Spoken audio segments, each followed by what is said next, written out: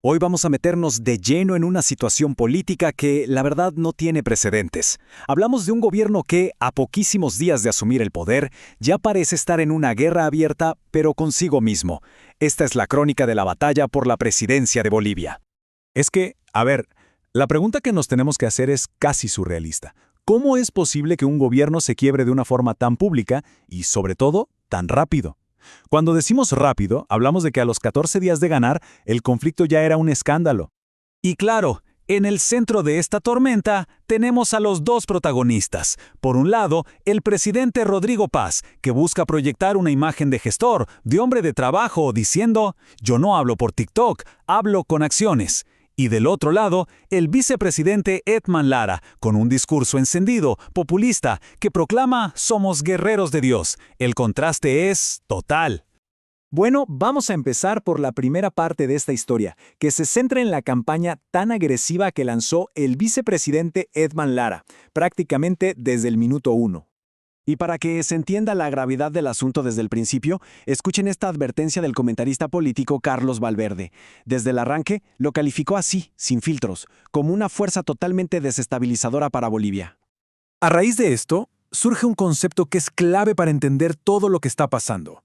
El presidente bis, o como quien dice, un presidente en la sombra. Según Valverde, este término describe perfectamente a un vicepresidente que no acepta su rol, sino que actúa como si él también fuera el presidente, intentando crear su propia estructura de poder, un gobierno paralelo en la práctica. Y es que Lara no se ha guardado absolutamente nada. Ha usado todos los foros posibles para lanzar una verdadera ráfaga de acusaciones directas. Ha dicho que el presidente es mentiroso, que es un títere, que rompió sus promesas, que no combate la corrupción y que la extorsión sigue como si nada. O sea, un ataque frontal a toda la línea de flotación del gobierno. Ahora, frente a esta rebelión interna tan clara, ¿cómo reaccionó el presidente Rodrigo Paz? Vamos a ver su estrategia, que también ha dado muchísimo de qué hablar. Y aquí la cosa se pone interesante. La respuesta pública de Paz ha sido de una calma llamativa. En lugar de enfrentar las acusaciones políticas de frente, las esquivó, sugiriendo que el vicepresidente tuvo una semana compleja por un tema familiar. Básicamente, intentó llevar el conflicto de lo político a lo personal. Mientras todo este ruido sucedía, el gobierno de Paz intentaba proyectar una imagen de normalidad, de estar enfocado en la gestión. Anunciaron sus prioridades: cerrar ministerios, crear comisiones anticorrupción, atraer inversiones, buscar préstamos, en fin, mostrar que estaban trabajando para estabilizar las finanzas del país.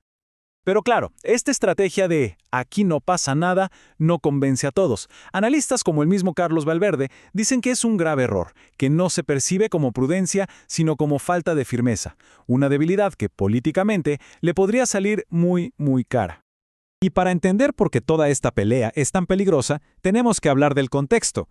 El telón de fondo de todo este drama político es una crisis económica gravísima que heredó el nuevo gobierno. A veces una frase lo resume todo, y la del ministro de la Presidencia, José Luis Lupo, es brutalmente honesta. Dijo que lo que encontraron no era un problema, era una cloaca. E insistió, no es una metáfora, es una descripción objetiva. Imagínense. Y cuando dice cloaca, no exagera.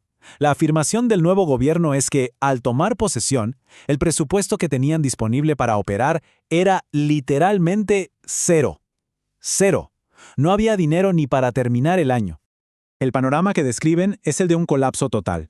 Se encontraron, dicen, con oficinas vacías, sin papeles, sin traspaso de información, con deudas enormes por contratos firmados a último minuto y un presupuesto congelado, y una lista que aseguran es interminable de fondos malgastados.